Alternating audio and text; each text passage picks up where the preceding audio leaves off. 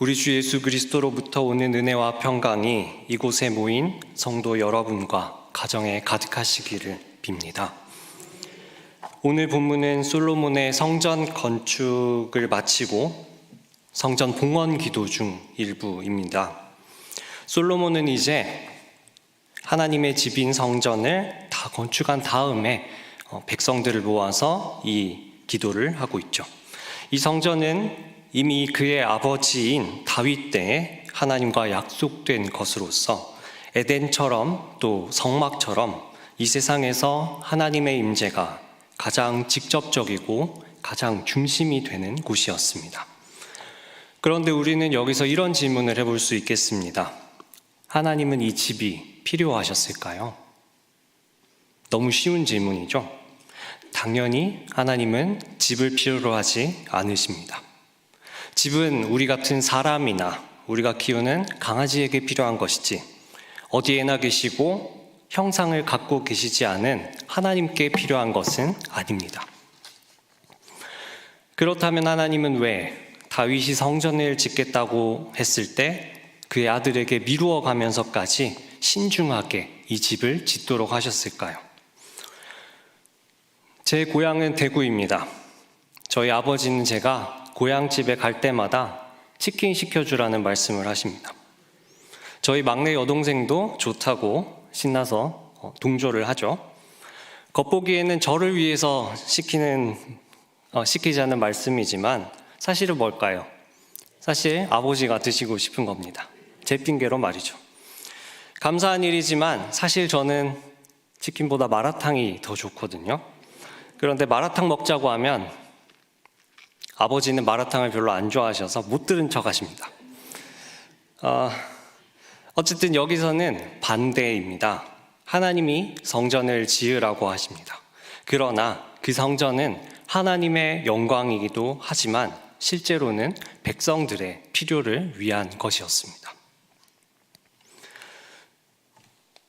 우리는 여기서 하늘에서 들으시는 하나님에 대해서 살펴볼 수 있습니다. 솔로몬의 성전 봉헌 기도는 7가지 상황에서 하나님이 우리 기도를 들어주시기를 간구합니다. 우리는 이 기도들을 통해서 하나님이 어떤 분이신지 또 성전이 무엇을 하는 건물인지 하나님이 이 성전을 통해 계획하고 계신 것이 무엇인지를 알 수 있습니다. 먼저 솔로몬은 제단 앞에 나와 회중 앞에 섭니다. 그리고 손을 이렇게 하늘을 향해 들고 하나님이 어떤 분이신지를 고백합니다. 열왕기상 8장 22절에서 24절인데요. 함께 한 목소리로 읽겠습니다. 시작. 솔로몬이 여호와의 제단 앞에서 이스라엘의 온 회중과 마주서서 하늘을 향하여 손을 펴고 이르되 이스라엘의 하나님 여호와여 위로 하늘과 아래로 땅에 주와 같은 신이 없나이다. 주께서는 온 마음으로 주의 앞에서 행하는 종들에게 언약을 지키시고 은혜를 베푸시나이다. 주께서 주의 종 내 아버지 다윗에게 하신 말씀을 지키사 주의 입으로 말씀하신 것을 손으로 이루심이 오늘과 같으니이다. 아멘. 제가 오래전에 이집트 미라전이라는 걸 관람하러 간 적이 있었습니다. 거기에 전시회에 가보니까 이집트 사람들이 신상을 향해서 기도하는 그림이 벽화가 전시가 되어 있었는데요. 신상을 향해서 이렇게 기도를 하더라고요. 그런데 성경은 솔로몬이 하늘을 향하여 손을 펴고라고 언급하고 있습니다. 우리가 글만으로는 당시 사람들이 정확히 어떤 자세로 기도했는지는 알 수 없지만 분명한 것은 솔로몬이 성전을 건축했음에도 불구하고 성전을 향해서가 아니라 하늘을 향해서 손을 폈다는 겁니다. 그 이유는 잠시 뒤 27절에 나와 있습니다. 함께 읽겠습니다. 시작. 하나님이 참으로 땅에 거하시리까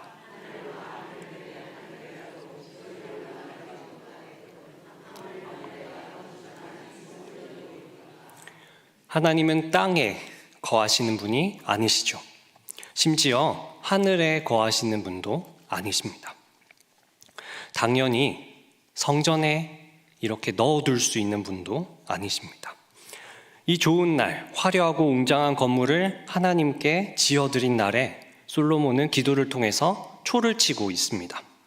하나님, 어차피 이 건물에 안 계시겠지만 하면서 기도를 시작하는 것이죠.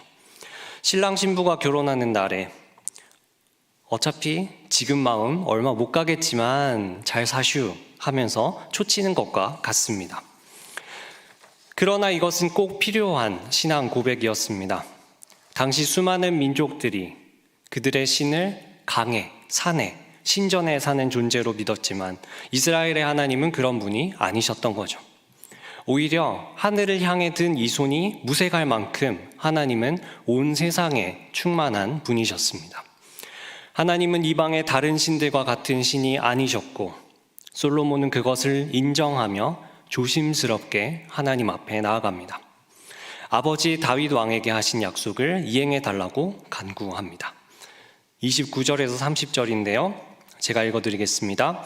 주께서 전에 말씀하시기를 내 이름이 거기 있으리라 하신 곳 이 성전을 향하여 주의 눈이 주야로 보시오며 주의 종이 이곳을 향하여 비는 기도를 들으시옵소서. 주의 종과 주의 백성 이스라엘이 이곳을 향하여 기도할 때 주는 그 간구함을 들으시되 주께서 계신 곳 하늘에서 들으시고 들으시사 사하여 주옵소서. 그 이행해 달라는 약속은 이것입니다. 성전은 기도하는 집입니다. 하나님이 여기 계신 것은 아니지만 하나님은 그분의 이름을 여기에 두십니다. 하나님은 하늘에서 우리 기도를 들으시는 분이시지만 친히 이곳을 내려다보시며 주의 백성 이스라엘의 기도를 들으십니다. 굉장히 애매하죠. 하나님은 성전에 계신 듯 계시지 않고 우리의 기도를 들으시는 듯 그곳에서 들으시지 않습니다. 하나님의 존재는 인간이 어떻게 범접할 수 없는 것이지만 너무나 초월적인 하나님이시지만 한편으로 하나님은 인간에게 관심을 갖고 다가오셔서 우리의 기도를 들으시는 분입니다. 우리는 이 애매한 사실에 근거해야만 앞으로 이어지는 솔로몬의 간구를 잘 이해할 수 있습니다. 솔로몬의 기도에는 7가지 어떤 사람들이 기도하거든 들어주십시오 하는 간구가 반복됩니다. 그 유형에 대해서 간략하게 살펴보려고 합니다. 첫 번째는 죄짓고 도망간 사람입니다. 열왕기상 8장 31절에서 32절 말씀인데요. 함께 읽겠습니다. 시작. 만일 어떤 사람이 그 이웃에게 범죄함으로 맹세시킴을 받고 그가 와서 이 성전에 있는 주의 제단 앞에서 맹세하거든 주는 하늘에서 들으시고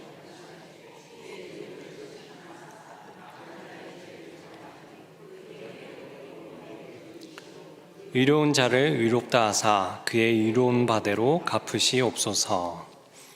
이웃에게 범죄함으로 맹세시킴을 받는다는 것은 어떤 범죄 혐의를 받고 있을 때 나는 결백합니다 하고 하나님께 맹세하도록 한 출애굽기 22장의 말씀을 떠올리게 합니다. 그 율법에 따르면 억울하게 잡혀온 사람은 자신이 범죄를 저지르지 않았다고 하나님께 맹세할 수 있었습니다.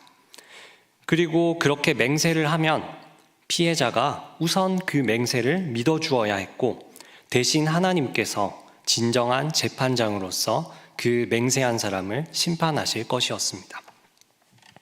하나님은 억울한 사람을 보증하시고 혹은 거짓말하는 악인을 최종적으로 심판하시는 그렇게 정의를 실현하시는 정의로운 재판관이십니다.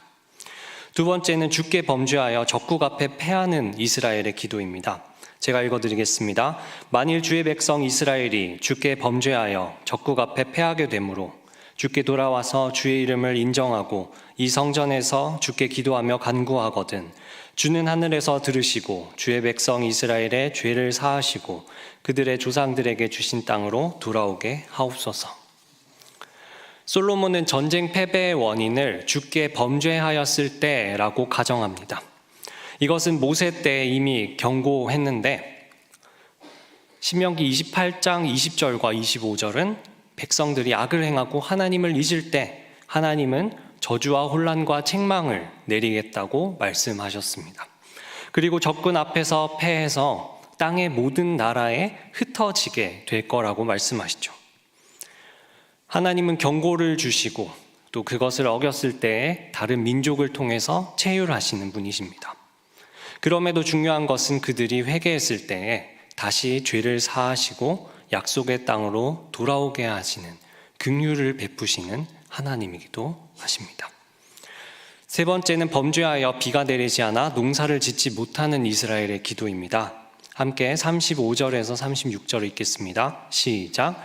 만일 그들이 주께 범죄함으로 말미암아 하늘이 닫히고 비가 없어서 주께 벌을 받을 때에 이곳을 향하여 기도하며 주의 이름을 찬양하고 그들의 죄에서 떠나거든 주는 하늘에서 들으사 주의 종들과 주의 백성 이스라엘의 죄를 사하시고 그들이 마땅히 행할 선한 길을 가르쳐 주시오며 주의 백성에게 기업으로 주신 주의 땅에 비를 내리시옵소서. 이번에도 비가 오지 않는 이유를 주께 범죄함으로 말미암아라고 이야기합니다. 그리고 그들이 회개할 때 하나님은 다시 바른 길을 알려주시고 주의 땅에 비를 내려주십니다. 우리에게 풍요를 주시는 하나님이신 거죠. 네 번째는 여러 재앙들을 당하는 이스라엘입니다. 제가 읽어드리겠습니다.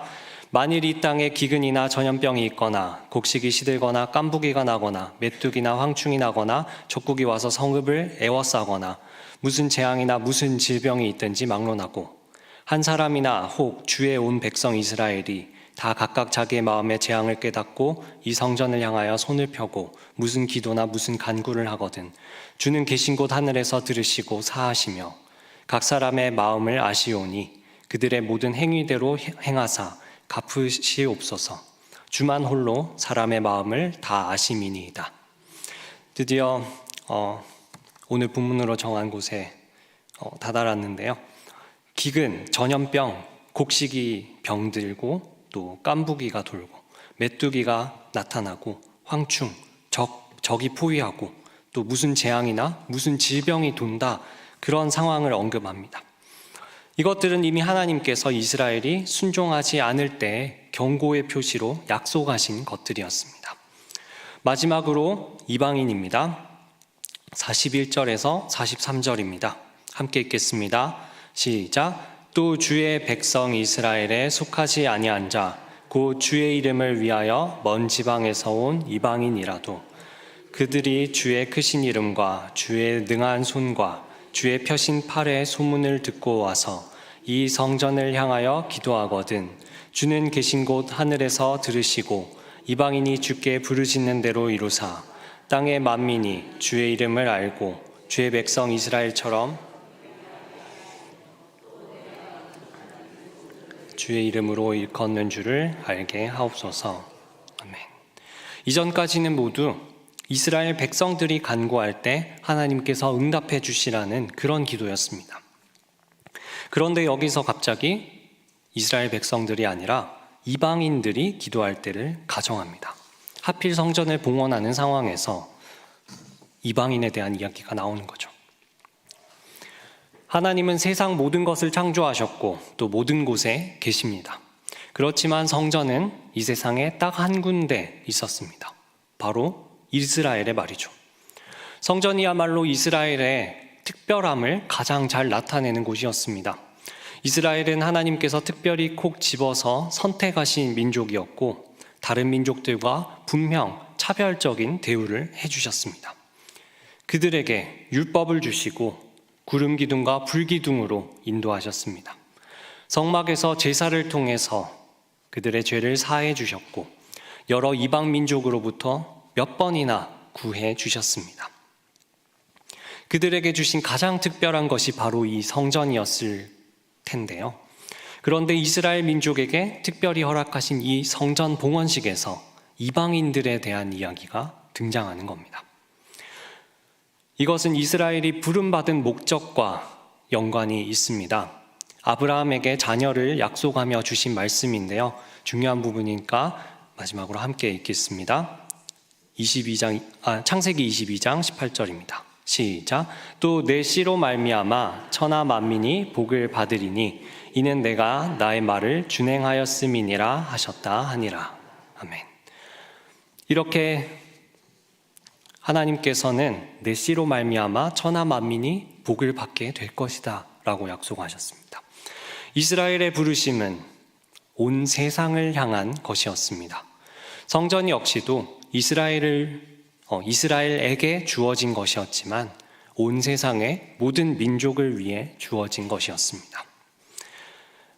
앞으로 두 가지 기도가 더 남아있지만 여기까지 정리를 해보겠습니다.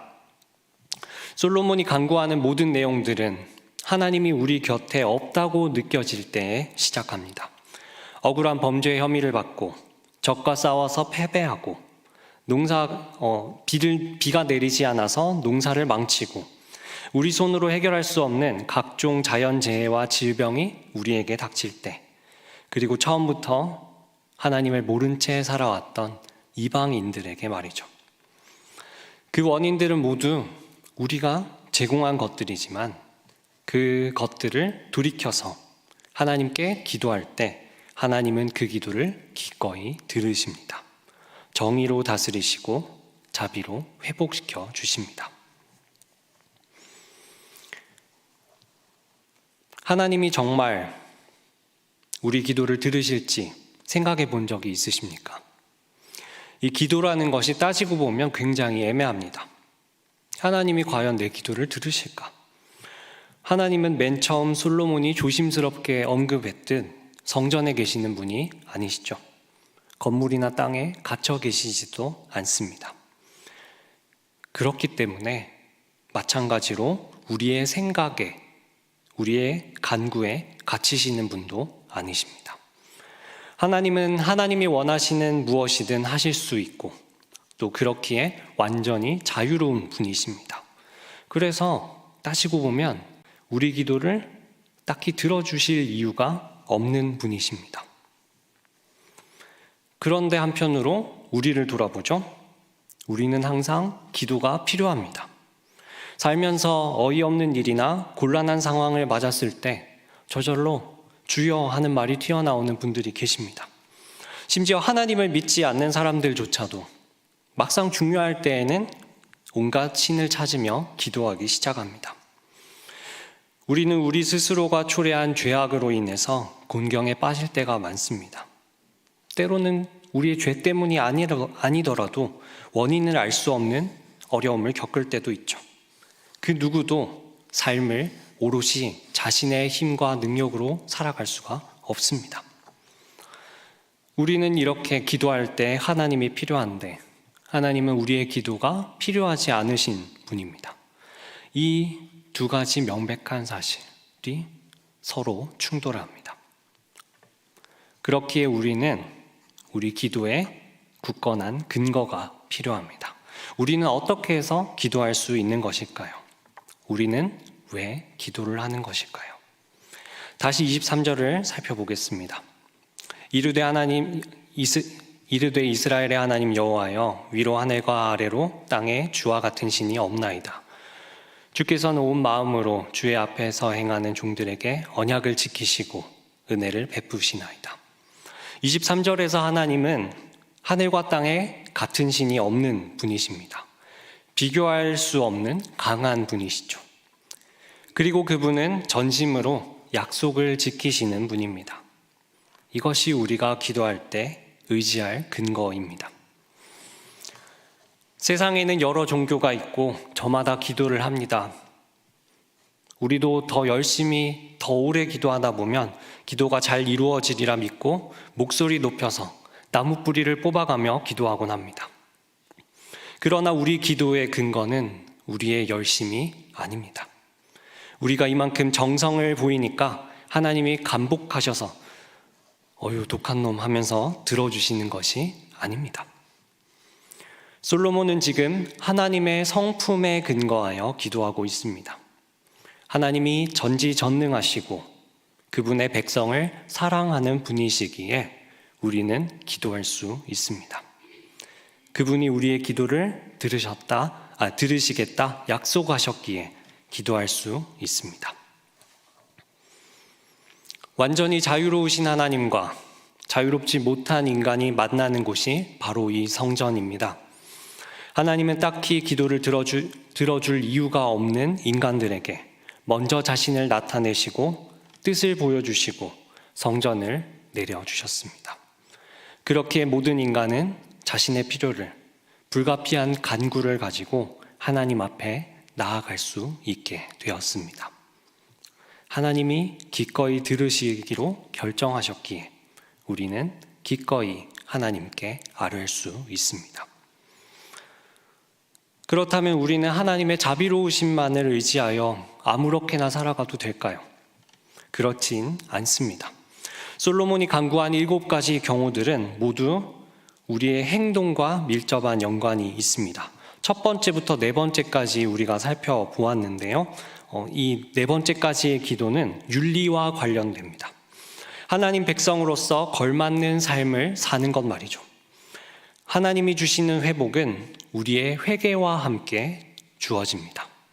그런데 이것은 단순히 착하게 살면 복을 받는다가 아닙니다. 왜냐하면 그것이 우리가 마지막으로 살펴본 5번째 간구와 이어지기 때문입니다. 5번째인 이방인의 기도를 들어달라는 간구는 하나님의 이름이 이방 땅에 전해지는 것과 관련됩니다. 하나님은 사실 아브라함을 부르실 때부터 시종일관 온 천하 만민이 하나님의 이름을 알고 복을 받기를 바라셨습니다. 하나님의 주되신 하나님의 영광을 인정하는 것이 온 세상에 가득하기를 원하신다는 것이 구약 성경 내내 나타나기 때문입니다. 많은 경우 우리는 선한 삶을 사는 것과 복음을 전파하는 삶을 별개로 생각하기 쉽습니다. 행위와 구원을 별개의 문제로 생각하기 쉽다는 거죠. 착한 행실은 일단 예수님 믿고 구원받은 다음에 하면 좋은 것 정도로 치부되곤 합니다. 기껏해야 착하게 살아야 예수 안 믿는 사람들이 교회에 다니고 싶어지지 않겠느냐라는 정도의 홍보 전단에 불과한 것으로 여겨질 때도 있습니다. 회개를 통해서 수시로 짓는 죄를 사함받고 결국에 하늘나라에 들어가는 것이 기독교의 전부인 것처럼 생각될 때가 많습니다. 하지만 오늘 솔로몬의 봉헌 기도는 이 둘을 하나로 엮어냅니다. 가장 이스라엘을 위한 곳인 성전은 세상 모든 사람, 이방인들을 위해서 주어졌습니다. 이스라엘 백성들이 복을 받는 것은 하나님 말씀을 실천할 때에 주어집니다. 그리고 그 복이 하나님의 백성들을 통해서 이방인들에게 흘러가는 것이죠. 결국 세상 사람들이 복을 받게 되는 길은 하나님 백성들이 하나님 말씀을 잘 듣는 데에 달렸습니다. 성경적 윤리는 성경적 선교로 이어지는 것이죠. 하나님의 길을 따를 때 우리는 하나님의 복을 경험하게 되고 우리가 경험하는 하나님의 복은 이웃들을 향해 흘러가서 그들 역시 하나님을 알게 됩니다. 세상은 우리를 통해서 하나님을 봅니다. 그런데 굉장히 큰 문제가 있습니다. 우리가 항상 하나님의 약속에 신실하지 못하다는 것입니다. 성경적인 윤리를 신실하게 살아내지 못합니다. 때문에 오늘 5번째 기도를 보면 만약에 포로로 끌려갔을 때의 이야기가 등장합니다. 아주 의미심장하죠?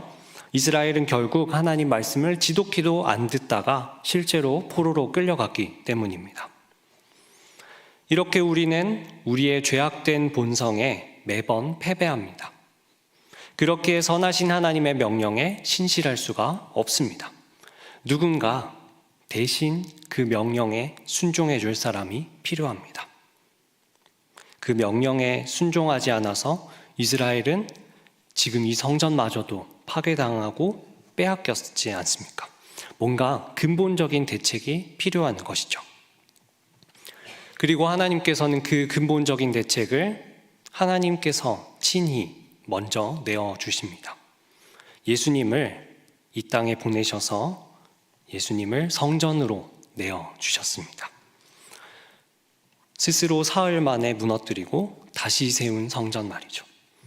우리가 하나님으로부터 너무나 먼 곳에 죄악의 포로로 사로잡혀 있을 때 우리가 바라보고 기도할 수 있는 분이 바로 예수 그리스도십니다.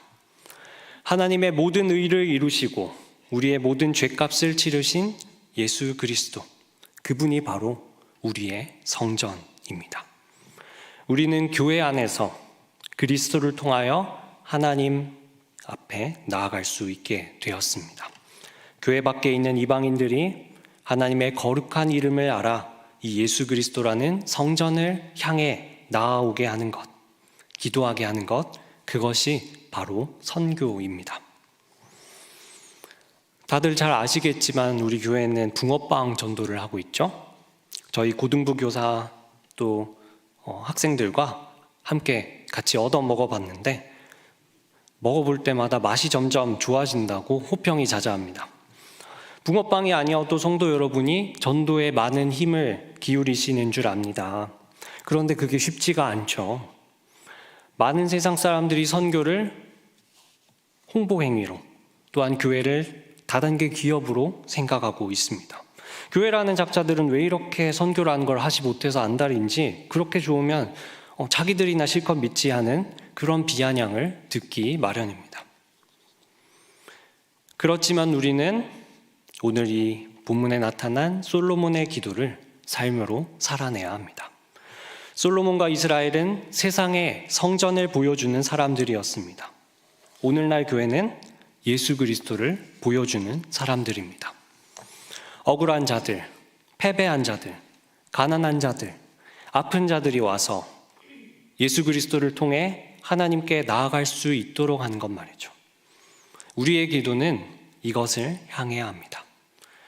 하나님을 내 열심으로 조종해서 나의 안위, 나의 기쁨을 얻고자 함이 아니라 하나님의 선하신 성품과 그분이 하신 일들을 의지하여, 그분의 신실한 약속을 의지하여 세상 만민이 예수님께 나아와 복을 받도록 기도해야 합니다.